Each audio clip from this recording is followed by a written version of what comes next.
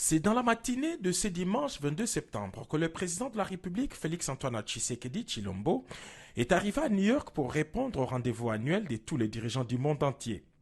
Les chefs de l'État entament ainsi une mission officielle de quelques jours en terre américaine, marquée par d'intenses activités politiques et diplomatiques de très haut niveau.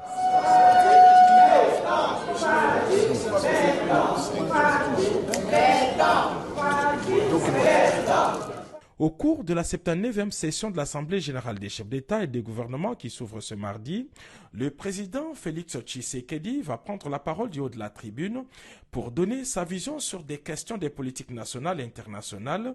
Il va aussi intensifier les plaidoyers en faveur de la République démocratique du Congo, pays agressé par le Rwanda.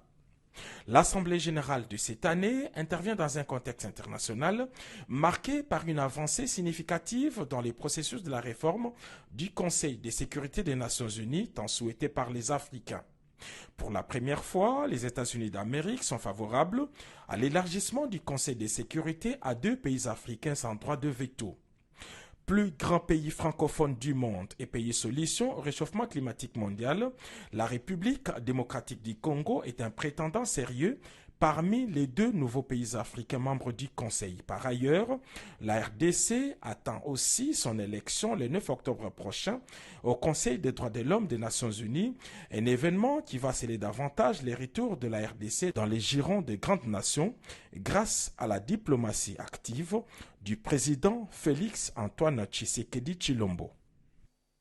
Une vidéo montrant 2 personnes habillées en tenue militaire en train de violenter une dame a fait le tour de la toile. Cette vidéo serait attribuée aux éléments de nos forces armées. Faux, rétorque le porte-parole de la 11e région militaire et de l'opération Ngemba, qui apporte un démenti à ces fausses rumeurs. Nous avons appelé aujourd'hui pour vous faire part de la situation sécuritaire, mais aussi parler de l'actualité au niveau national qui est caractérisée par une vidéo qui est devenue trop virale sur les réseaux sociaux. Dans cette vidéo, on voit une dame être torturée par les gens habillés en tenue militaire.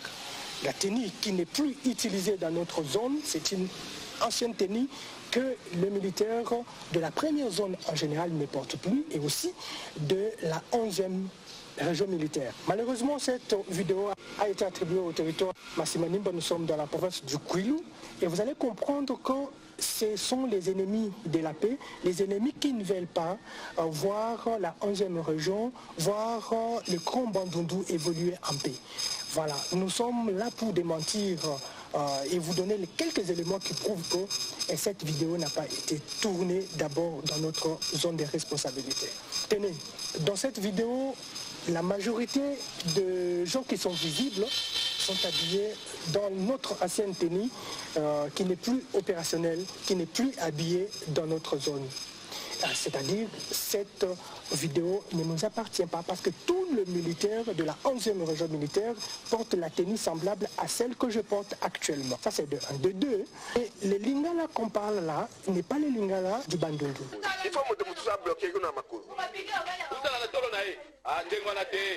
Tous les enfants du Bandundu, ils parlent lingala en mélangeant avec les Kikongo. Et de 3, vous allez remarquer qu'il y a les femmes en tenue militaire, mais qui torturent une autre qui n'est pas en tenue militaire. Or, dans les territoires de Massimanimba, il n'y a pas de PMF, il n'y a pas de femmes. Donc vous allez comprendre que c'est hors notre zone.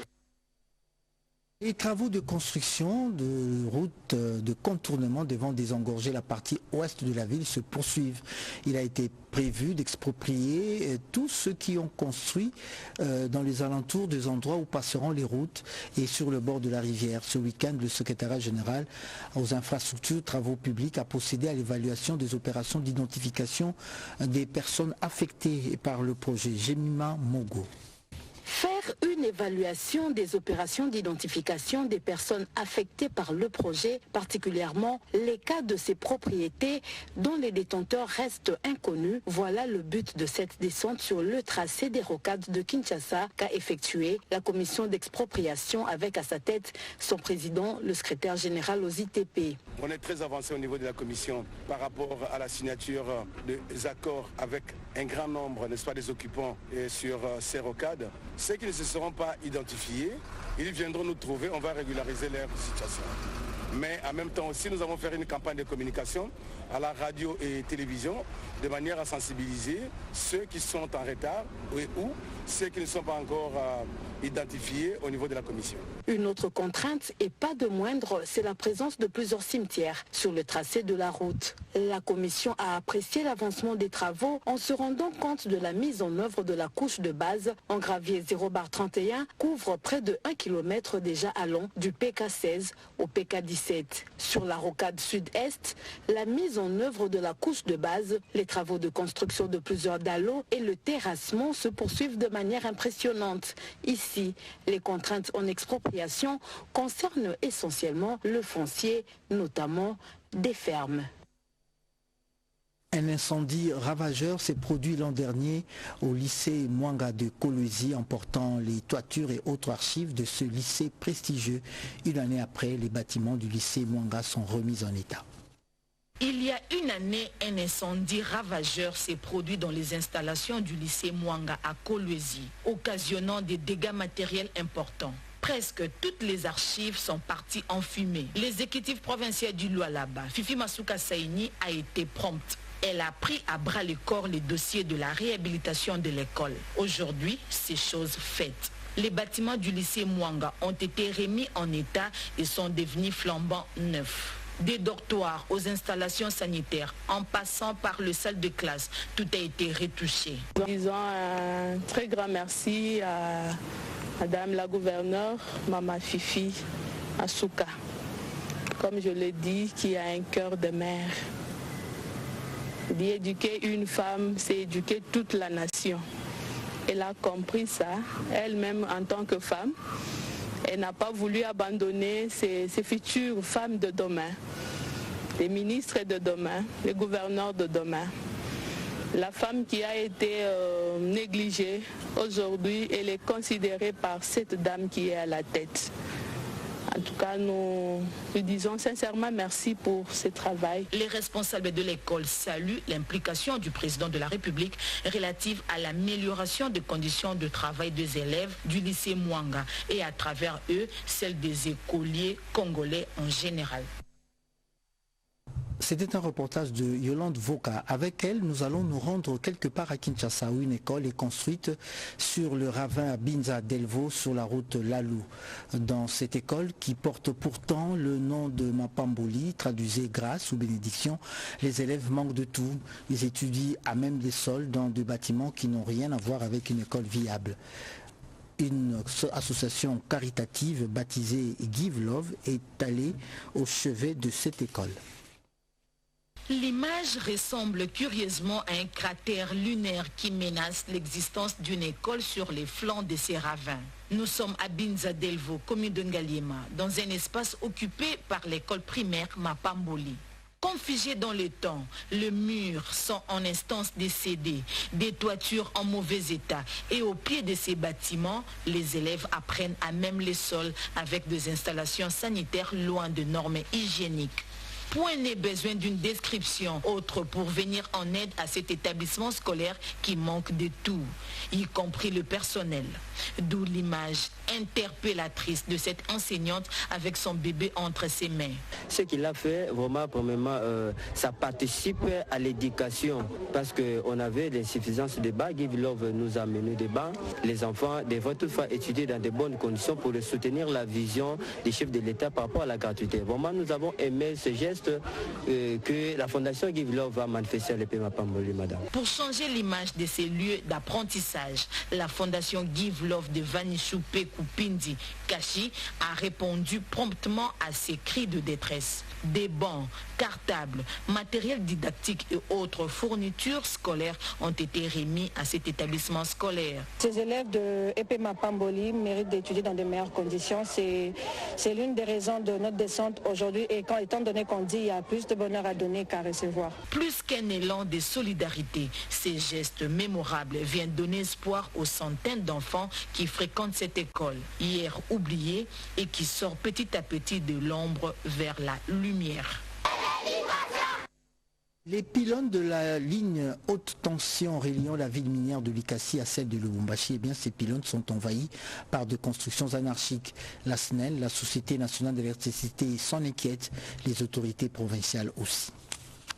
La problématique des constructions anarchiques sous les lignes à haute tension en République démocratique du Congo nécessite une solution définitive de la part des autorités compétentes. Après Kinshasa, c'est désormais Lubumbashi, dans la province du Haut-Katanga, que l'on déplore ces phénomènes de constructions illégales sous les pylônes électriques, exposant ainsi les occupants à de graves risques. C'est ce qu'a indiqué le directeur régional sud de la SNEL au Katanga, l'ingénieur Jean-Marie Mutombo. C'était le samedi 21 septembre 2024 lors d'une visite sur les sites concernés. Il était accompagné d'une équipe d'experts du gouvernement provincial du Haut-Katanga au cours de cette inspection menée sous les lignes à haute tension de 220 à 120 kV entre la ville de Kipushi et l'université de Lubumbashi dans la zone de Tchondo. Objectif de cette descente sur le terrain, vérifier l'état des infrastructures électriques et évaluer l'impact de ces constructions illégales érigées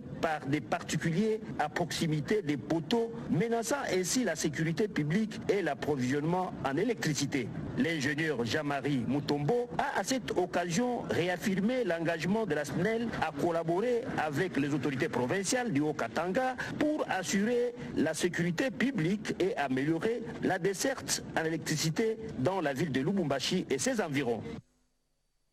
Les alentours immédiats de l'aéroport international de la Loano à Lubumbashi sont envahis par de constructions anarchiques. Il en est de même du terrain de la RVA, la Régie des voies aériennes. Le procureur général de la Cour d'appel de Lubumbashi s'est saisi de ce dossier. Le terrain de la RVA, très convoité et spolié par la population à Kinshasa comme en province. Le terrain de la RVA Lubumbashi au Haut-Katanga n'est pas épargné. Les autres édifices de l'État sont aussi victimes de ces pratiques illicites de la part de la population avec la complicité des services de l'État du domaine foncier et des acteurs judiciaires. Des passages au Haut-Katanga, le ministre de l'Urbanisme et Habitat, Crispin Badou, a fait ce constat avec regret. Face à cette convoitise d'envahissement, le procureur général, près la cour d'appel au Katanga, tape le poing sur la table. Il veut traquer les inciviques fonciers et urbanistiques pour mettre de l'ordre.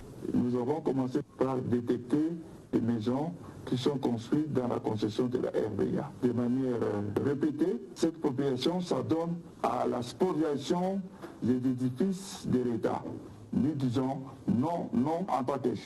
Maître d'action publique, je suis obligé de mettre la légalité. Nous invitons la population, le choix c'est au Katangais, à observer un comportement qui rentre dans la quiétude. Nous allons agir en tant qu'organe de la loi. Plus rien ne sera comme avant, le respect des biens publics doit demeurer de rigueur dans les Haut-Katanga avec la stricte observance de la vision et instruction du chef de l'État Félix Tshisekedi.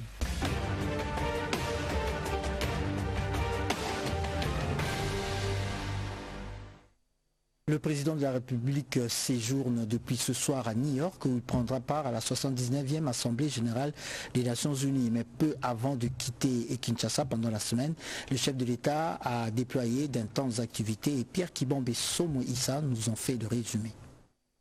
La rentrée scolaire 2024-2025 est effective et la gratuité de l'enseignement de base l'est aussi. Le président de la République Félix-Antoine Tshisekedi Tshilombo s'en est assuré en effectuant en début de semaine une visite éclair dans 2 établissements scolaires de Kinshasa, l'école Kamina à Kalamu et celle du Kanchachi en Galema. Accueilli chaleureusement par les écoliers et leurs enseignants, le président de la République a partagé une bonne petite leçon de citoyenneté avec quelques élèves de l'école primaire Kamina, EP1 et EP2 Yolo Nord. Il s'agit du premier établissement officiel de la RDC construit en 1945.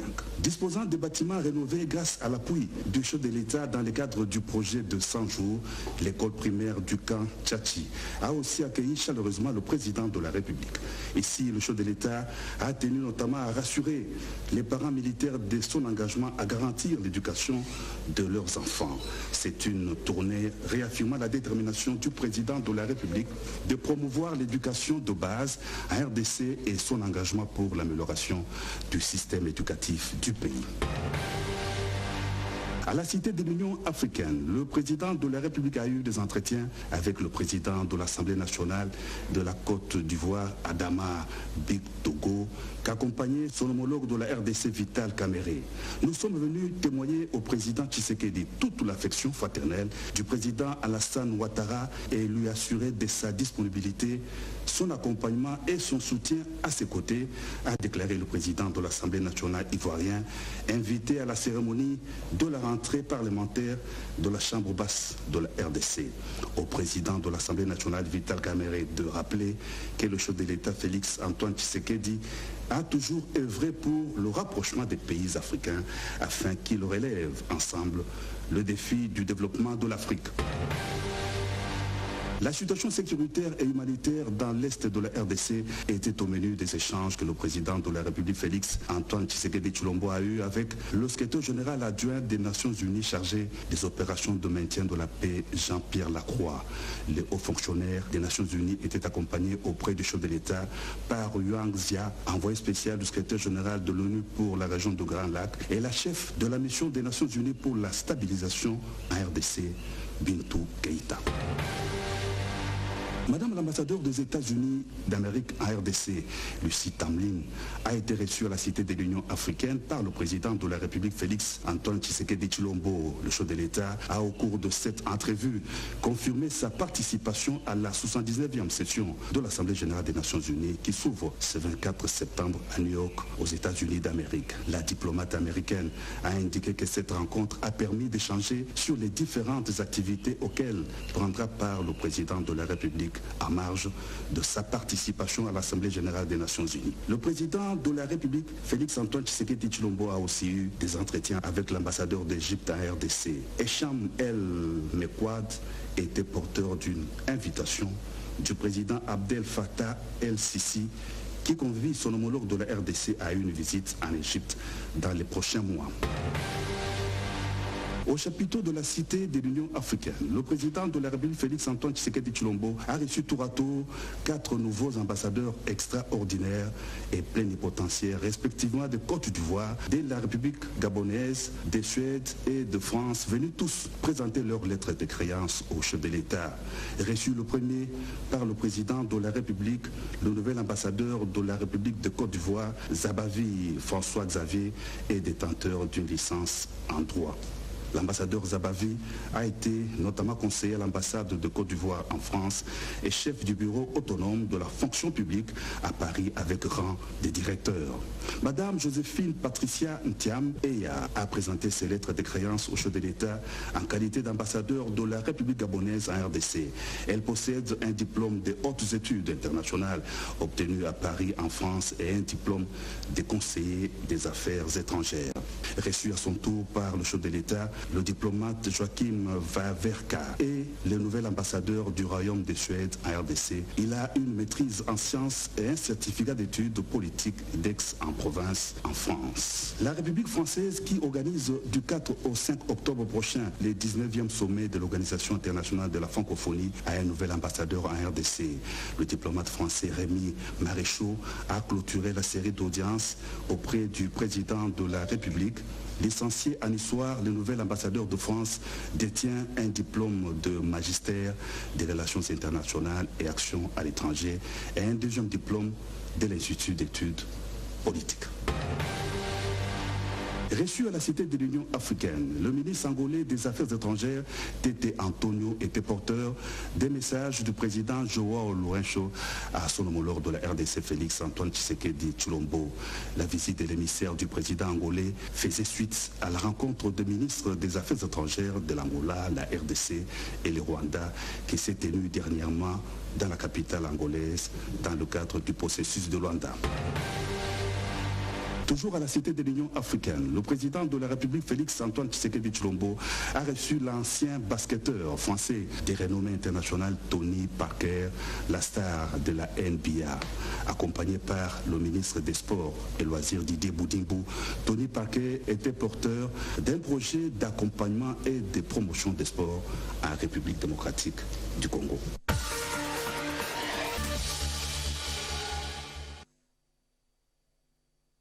Nadine Futuka. L'Assemblée nationale et le Sénat ont ouvert les portes aux députés nationaux et sénateurs. C'est le début de la session consacrée aux travaux sur l'examen et vote du budget du gouvernement central. Pour se conformer à la loi, la chef du gouvernement a déposé auprès du bureau de l'Assemblée nationale le projet de loi des finances pour l'exercice 2025. Ce budget est évalué à 18 milliards de dollars américains, soit une augmentation de 21% par rapport au budget exercice 2024. À la justice, le ministre d'État a effectué le déplacement de la prison centrale de Makala pour s'enquérir de l'effectivité des travaux de la rénovation des bâtiments incendiés lors de la tentative d'évasion qui a causé mort d'hommes et dégâts matériels. Entre-temps, le vice-premier ministre de l'Intérieur a procédé à la remise de clés des bureaux rénovés des sous-commissariats de la police dans la ville de Kinshasa. Ce programme du ministère de l'Intérieur vise l'amélioration des conditions de travail de la police nationale congolaise pour l'accomplissement de sa mission. Vers la levée de la grève de transporteurs de poids lourds, la délégation de l'intersyndicale des professionnels routiers s'est entretenue sur cette question avec le vice-premier ministre en charge des transports, voies de communication et désenclavement. Un compromis a été trouvé finalement pour la reprise du trafic. Une paix des braves a été signée entre le travailleur congolais et le responsable des entreprises et autres commerces gérés par des sujets indo-pakistanais vivant à Kinshasa. À l'issue des échanges, les travailleurs congolais ont mis fin à la grève. Et pour lutter contre la fraude à l'importation et à l'exportation au poste frontalier des Loufou, le ministre du Commerce extérieur a effectué les déplacements des Loufou pour annoncer les nouvelles mesures. Un laboratoire sera construit en 2025 pour réguler le trafic et pour éviter l'entrée des produits toxiques sur les sols congolais. L'image du pays et de ses institutions a été au centre d'une réunion de concertation entre les directeurs de la presse présidentielle, le conseiller en communication de la première ministre, chef du gouvernement, et le ministre de la communication et des médias. Cette initiative répond bien à une logique de coordination et de planification des activités majeures des institutions nationales. Dans les secteurs de la communication et des médias, l'Union nationale de la presse congolaise, UNPC, a désormais de nouveaux dirigeants. Ils ont été élus à l'issue du 10e congrès tenu au centre Nganda. Le ministre de la communication et des médias a salué ce bureau qui sera présidé par Kamanda Wakamanda.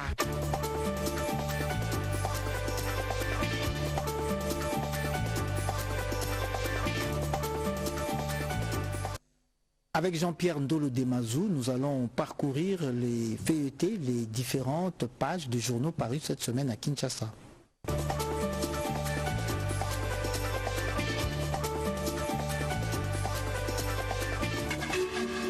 Bienvenue mesdames, messieurs à cette rétrospective hebdomadaire de la revue de presse. L'attaque de Paul Kagame contre le politicologue Charles Onana devant la justice française, Econews parle du soutien du peuple congolais à ce défenseur de la RDC, un appel des amis de Charles Onana et la conscience nationale congolaise. Tuerie à grande échelle en Ituri, Forum des As avance le nombre de 50 personnes tuées et plus de 100 autres emportées par les ADF dans la chefferie de Babila Babombi en territoire de Mombasa. La référence plus sonne l'alarme sur l'insécurité persistante dans les sites de déplacés à Goma. Des cas d'assassinat dans les sites et camps de déplacés deviennent récurrents. Prouesse des forces armées de la RDC à Rutshuru au nord Kivu, annonce Info27.cd. Les vaillants combattants de l'armée congolaise ont récupéré plusieurs villages et villes stratégiques occupés naguère par le A23. Coup dur pour la société d'aviation congolaise Congo Airways. Le potentiel.cd rapporte la perte de son certificat de transport aérien à cause de son immobilité, de manque d'avions et de la difficulté à répondre aux normes pour assurer une exploitation régulière et sécurisée. La surveillance des volcans mise à mal à Goma, selon actualité.cd, les agents de l'Observatoire volcanologique de Goma observent une grève sèche. Ils accumulent 9 mois de retard de paiement des primes spécifiques. Mpox, le gouvernement congolais à la rescousse de la province de l'Équateur constate la référence plus. Ses partenaires s'engagent à booster la riposte contre l'épidémie. La province compte à ce jour 6422 cas, dont 344 décès. Une nouvelle prouesse signée Autorité de régulation de la sous-traitance dans le secteur privé ARSP. 22 sous-traitants congolais ont signé avec Kamoa, selon le quotidien, un contrat pour une valeur de 75 millions de dollars américains. L'épée de Damoclès suspendue sur la tête de 4 personnels de l'hôpital général de référence de Badolité dans le nord Ubangi. À en croire Mediacongo.net, ces derniers risquent 20 ans de prison pour vol d'un appareil échographique d'une valeur de 25 000 dollars américains.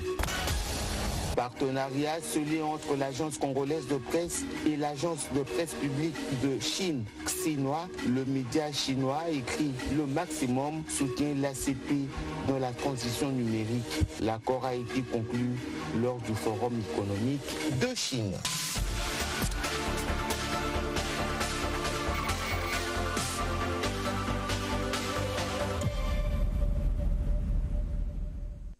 Samedi 21 septembre, c'était hier, c'était la journée internationale de la paix. À la faveur donc de la célébration de cette journée, la rédaction du journal télévisé a fait la réflexion que voici.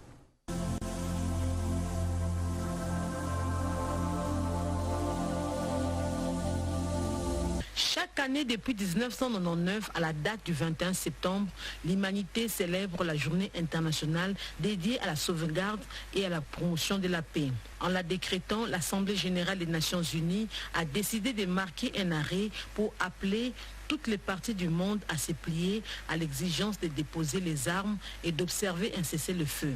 Le thème retenu pour cette année 2024 est « Promouvoir une culture de paix ». Autrement dit, cette journée vise à construire un monde plus pacifique pour tous ceux qui y vivent. La paix intègre presque tous les aspects de notre vie. Au moment où les regards sont tournés vers l'Ukraine, le Soudan, le Proche-Orient, la RDC dans sa partie Est, on réalise plus que jamais l'importance de la paix.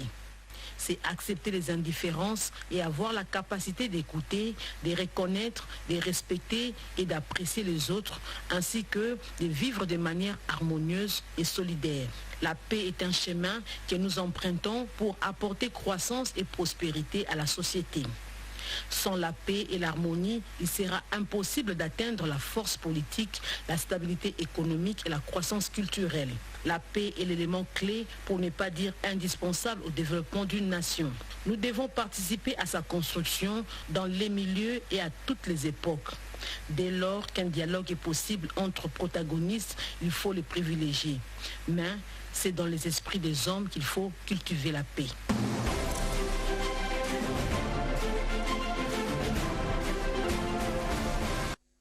Le dossier de ce journal est en rapport avec l'importance de la langue des signes. Mamie, il est là. Mamie Kadima vous propose ce dossier en rapport justement avec la célébration de la journée internationale de la langue des signes. Dossier Mamie Kadima.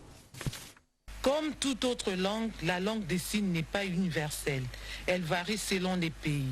Expressives, les langues des signes possèdent leur propre programme et leur propre structure. Ces langues évoluent selon les époques et subissent les influences de la culture des différents pays. Elle n'est pas universelle, la langue des signes. Nous nous adaptons. C'est comme les Français ou les Lingala. Quand quelqu'un congolais quitte le Congo, part par exemple aux États-Unis, il doit apprendre les nouvelles langues. c'est ce que nous faisons aussi pour la langue ici. Quand un sourd français qui vient au Congo, il doit apprendre notre langue, notre manière de communiquer. Il en est de même quand nous partons là-bas, nous devons apprendre aussi leur manière de communiquer. Chaque 23 septembre de l'année, le monde célèbre la journée des langues des signes. Cela doit être une occasion pour scruter le niveau de l'évolution de cette communication gestuelle entre cette catégorie de personnes et le reste de la société. Le monde des entendants parle, mais nous, les sourds, nous avons des difficultés pour communiquer avec eux, parce que nous n'entendons pas. Alors, nous, les sourds, nous avons ce souci d'enseigner cette langue partout, afin que les entendants puissent communiquer avec nous.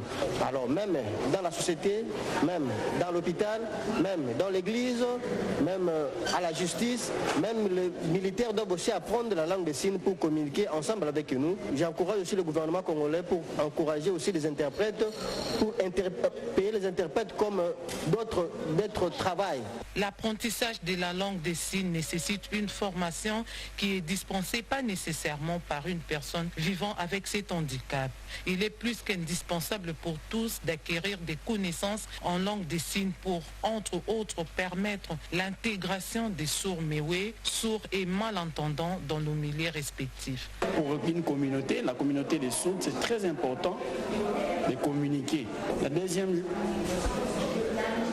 importance, c'est pour les enfants. Par exemple, il y a des difficultés qui peuvent être liées à l'éducation et à l'enseignement.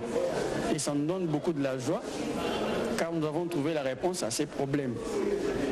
Nous avons, dans notre pays, d'autres signes, les signes d'origine américaine, et on a du mal à faire la traduction même de la Bible en langue des signes. Alors nous sommes bloqués pour faire cette traduction de la langue des signes de la Bible parce qu'il y a deux formes de signes et c'est un blocage. Non, nous devons unifier cela, c'est de l'Est, Sud, Centre. Voilà, nous sommes tous venus à Kin pour harmoniser et pour que ça devienne facile. Donc c'est une bonne idée. Bien que différente d'un pays à un autre, il a tout de même des signes conventionnels qui permettent de communiquer avec les malentendants des différents coins du monde.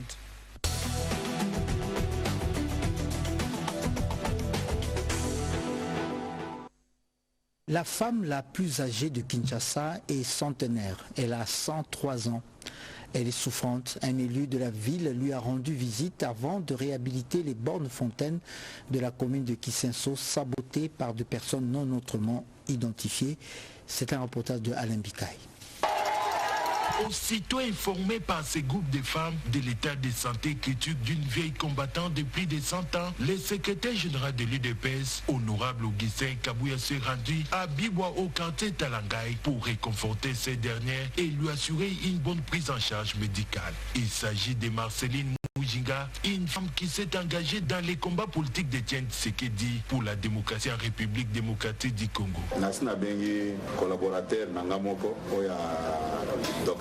J'ai déjà instruit à mes collaborateurs de l'amener dans un bon hôpital de la place pour des soins appropriés. Le président intermédiaire du parti présidentiel n'a pas hésité pour solliciter les prières de ces dernières pour la nation, les chefs de l'État et la paix dans la partie orientale du pays.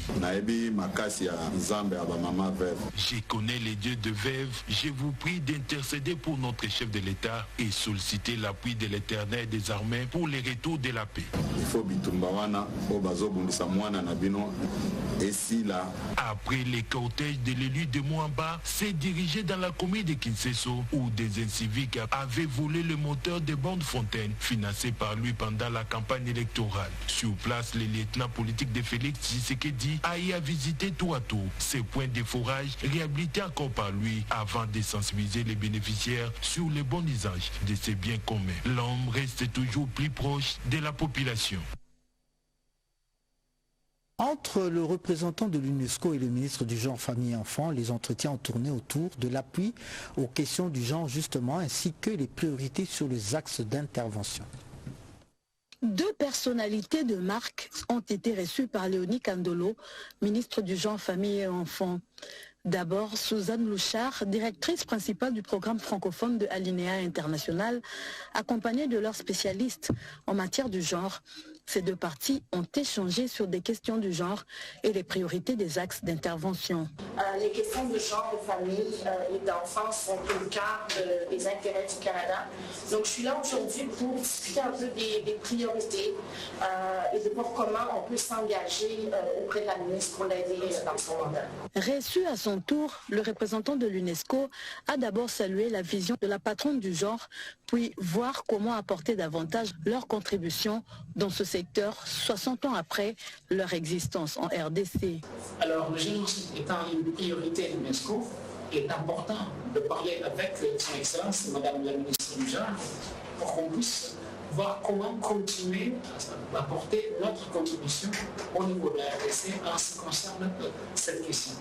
Notons que, après ces fructueux échanges, les deux hôtes ont désormais une vision très claire sur les questions du genre, famille et enfants en République démocratique du Congo.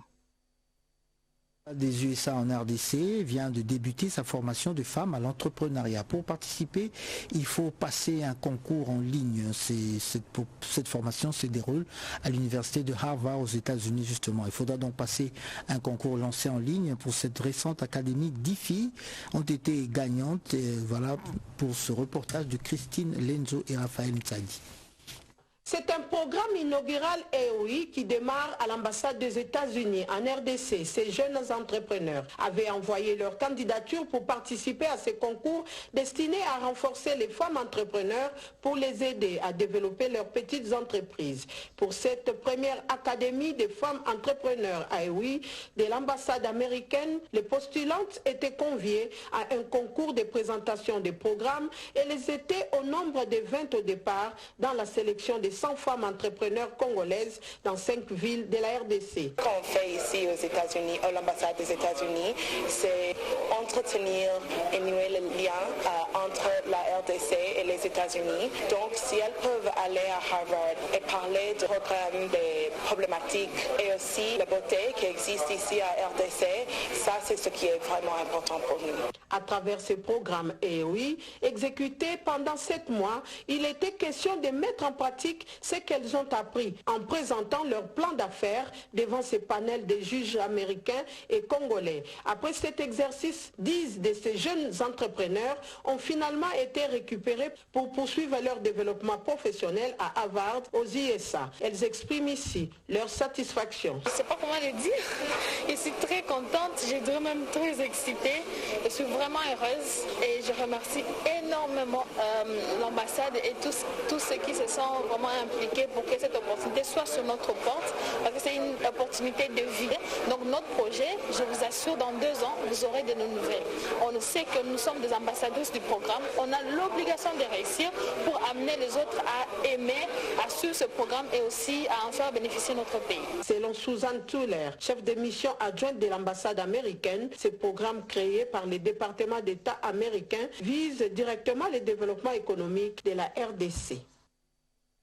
À Inongo, dans le Maïndombe, dans la partie ouest du pays, les populations sont appelées à s'adonner à l'agriculture pour leur autonomisation. L'appel est intervenu à la suite du lancement d'un projet agro-industriel et communautaire. Dada Chabani pour le reportage. L'agriculture est la priorité des priorités du programme quinquennal du gouvernement. Le chef de l'État, qui tient à la promotion de l'agriculture, prône la revente du sol sur les sous-sols sur toute l'étendue de la République. Pour mettre en application cette instruction, les ministres d'État de l'Agriculture, Mouchal Moutom, invité par l'honorable Aimé Pascal Mongo à Inongo pour l'accompagnement du gouvernement dans son projet agro-industriel et communautaire, a saisi l'opportunité pour échanger avec la population autochtone, question de l'inviter à cultiver les champs pour assurer son autonomie. Ces peuples autochtones et d'autres couches sociales de la ville d'Inongo ont assisté au lancement officiel du projet agro-industriel d'Inongo et communautaire axé sur l'adduction d'eau, la construction des embarcations motorisées et l'assainissement de la ville d'Inongo avec les financements de Aimé Pascal Mongo à hauteur de 60 millions de dollars. L'occasion était indiquée pour inviter les jeunes à s'adonner à l'agriculture pour favoriser leur épanouissement et surtout pour éviter la pratique des antivaleurs. Ces projets agro-industriels vont favoriser la formation de ces jeunes et va lutter contre le chômage dans la province d'Ema-Ndombe. La GECAMINE, la Générale de Carrière et des Mines, se concerte avec ses filiales et la SNEL, la Société Nationale de l'Électricité. Autour de son directeur général de la GECAMINE, Placide Kala, ils ont convenu d'un plan de stabilisation de l'approvisionnement en énergie électrique pour ses clients. C'est dans le souci de donner des meilleures conditions de fonctionnement à ses partenaires que la direction générale de la GECAMINE a organisé cette première session de travail entre la Générale des Carrières des Mines SA et ses filiales d'une part et la SNEL SA d'autre part. Pendant plus de 2 heures, les deux parties ont discuté sur les enjeux liés à la fourniture en énergie. Les besoins énergétiques des opérateurs miniers augmentent d'une manière exponentielle, a reconnu Placide Kalala, directeur général de la GECAMINE, qui tient à la stabilité de l'approvisionnement en énergie. Nous avons eu le temps, avec le DG de la SNEL, de nous l'écouter et de comprendre quels sont les problèmes qui se posent et que nous allons dorénavant commencer à réfléchir ensemble comme une unité à des solutions communes.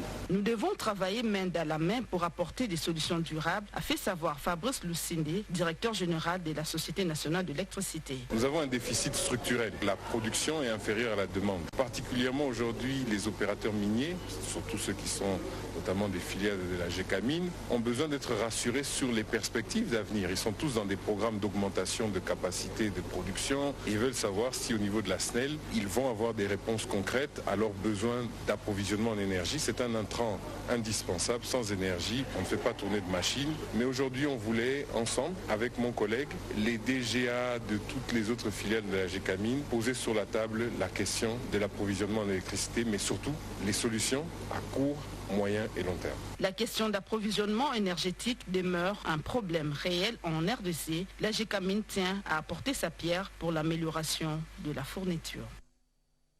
Un logiciel pour protéger les œuvres de l'esprit de nos artistes, c'est la trouvaille de l'Institut des musées nationaux du Congo qui entend ainsi préserver les œuvres de nos artistes des pirateries. Mireille Ndeke pour le reportage. Les artistes congolais honorés, couturières, peintres, sculpteurs et autres ont tous répondu présents à cette invitation du DG de l'Institut des musées nationaux du Congo, Simon Siala, soucieux de valoriser l'artiste congolais. Les artistes porteurs de la culture d'un pays à travers le monde jouent un rôle capital dans la promotion du patrimoine congolais. En RDC, les artistes jadis de renom finissent pour la plupart leur carrière dans la précarité. Il faut que cela change. Cette plateforme permettra aux amateurs d'art, aux collectionneurs et aux institutions du monde entier d'accéder à vos œuvres, de les découvrir et de les apprécier. La création de ce registre digital officiel de la RDC sera non seulement un outil de reconnaissance, mais aussi de protection. Les bénéficiaires n'ont pas tari d'éloge face à cette idée ingénieuse. Tout le monde, mais pour aller créer quoi que ce soit, on s'habille d'abord. On s'échauffe d'abord pour sortir. J'aimerais que nous puissions être mis en avant aussi, que nous puissions être considérés, qu'on parle maintenant des stylistes et modélistes. Ce projet ne saurait aboutir sans une collaboration entre les artistes et l'IMNC. Le DG Simon Siala appelle ses poulains à travailler ensemble dans un esprit de respect mutuel et de coopération. Joseph Kasavubu, premier président du Congo indépendant, un nationaliste victime de son patriotisme. C'est l'intitulé d'un ouvrage qui vient de sortir. Cet ouvrage de 700 pages retrace l'histoire politique de la RDC. Eric Kabamba pour le vernissage.